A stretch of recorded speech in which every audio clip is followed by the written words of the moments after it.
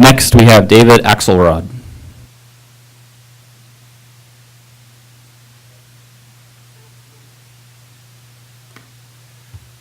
Well, hello, everybody. Thanks for coming. Didn't realize there was such a big crowd behind me. I want to thank the Farm Bureau for putting this on. And they do put on a good candidates forum. It's very informative.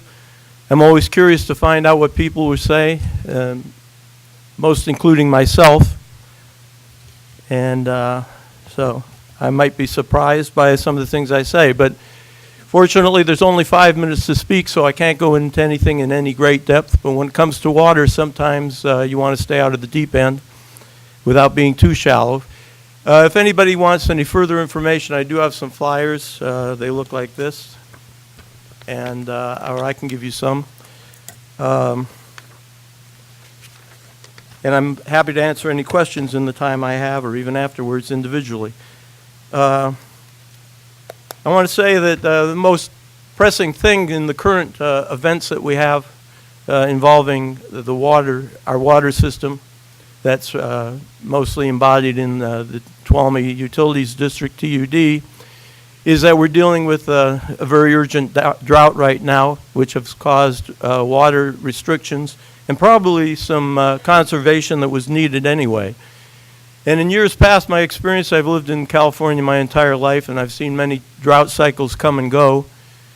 But I think we're approaching a new reality where the drought cycle will come and go, and I think this drought will end, but it may not end completely, and we're headed towards drier times due to climate change. And that means we're going to have to pull in our belt, we'll live within our means, have greater conservation.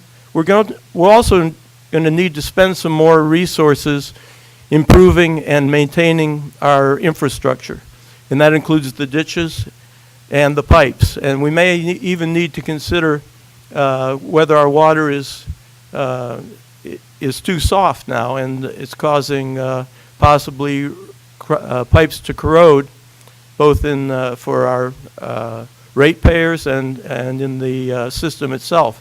And that's something to be considered. There are many ideas that we can get without hiring high-priced consultants, and there are ways to reduce costs. One of which I mentioned in my flyer is that we need to bring TUD into the 21st century. If we have online payment or direct or automatic payment, then that our revenue flow will be more reliable. So I think that's a good idea, and also make it easier for the ratepayers. And when I'm on the board, or if I am elected with your help, I will make sure that the existing ratepayers, our existing residential users and farm users, interests are protected, and that we aren't being asked to subsidize new development to stretch our water supply beyond its natural capacity.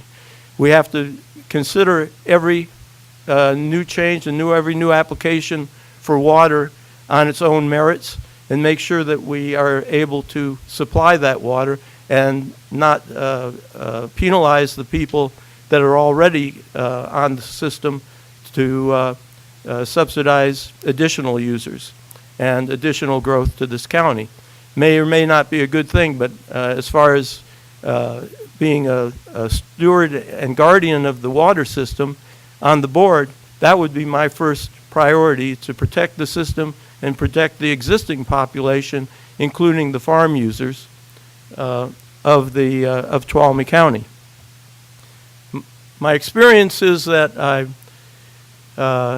went to the University of California. I studied natural resources and forestry as majors, and then I went into the law business, and I've been practicing law ever since I got to Tuolumne County. I worked for county council and attended these very chambers and served almost every agency in the county, not including TUD, because it's not really it's a separate district, but I did work for all the other agencies. So I have some experience in not only in districts and agencies, but in how they should be run and managed, and how they can remain within the law, especially with reference to Tuolumne County.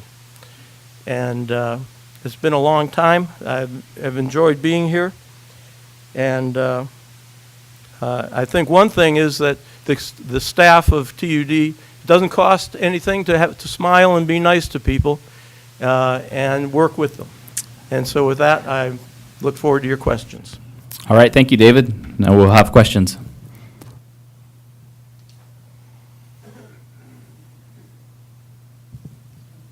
Got one. I should have known. I have some concerns about you as a candidate and how to take you seriously. The last time there was an opportunity, I believe, to be appointed to the board, you didn't get your paperwork in on time. And this time you had an opportunity to get a free publicity via the TUD website, and you didn't submit anything. And I don't see you at TUD meetings. So tell me how I, as a voter, can take you seriously when you can't even make the effort to get something for free. Well, taking things for free isn't everything, but I will address your points one at a time. First off, I did actually get my papers in, but they closed early at TUD. I got it in on the last day, but I didn't know that they closed early. And I was indecisive because since I wasn't elected the last time, I was thinking, well, I'll let somebody else do it. But then when I saw that they needed another candidate, namely me, I put my papers in. They chose, I did get them in on the day they were due, but they chose not to consider them. And I didn't argue that, but I think it was actually wrong. Second point, the website. I do have a computer and use computers. I wasn't aware that there was any solicitation. I didn't hear that. I'd be happy to put in information to the website so that people can look me up. I'm not somebody who self-aggrandizes and self-promotes. I do what I do. I'm offering my services for the good of this county and the good of Tuolumne Utilities District, and not to aggrandize my own position in any way, but I think people are entitled to information. That's why I brought these flyers. And this is also basically a restatement of the candidate statement, which will be on the ballot. And the third point was, you said, oh, now I feel like that governor who said, oops. But your third Number of point. meetings. What's that? Was it Going to meetings, yeah. Well, actually echo the sentiments of some of the other candidates that I do work for a living. I cannot justify going to a meeting at which I don't have business. And I don't have business at the TUD meetings. I'm interested in their business, and I have attended a couple of meetings within the last couple of years, but I don't regularly attend them. If they were in the evening, I probably would. I think they should have at least some evening meetings so the working class people would be encouraged to attend, and that would be more democratic. But I have my obligations to my customers, and I take them seriously. As far as securing new water, what would be your thoughts? New water? Well, because of the global warming situation, we can expect less runoff, less precipitation, and smaller snowpack. So we're looking for other sources, and I would echo the concerns that we don't have water rights. Maybe we can secure some water rights either through legislation or litigation or negotiation from the other water districts and from PG&E directly.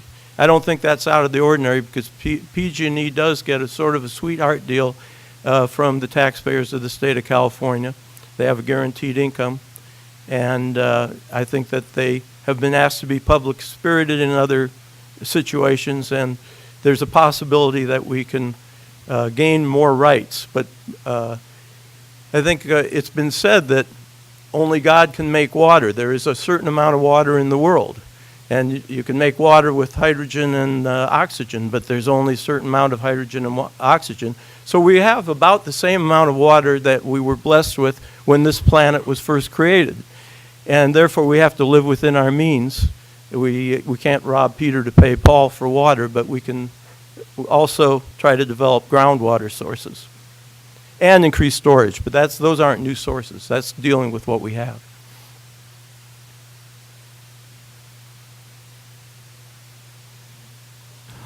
All right, David, thank you very much. Thank you.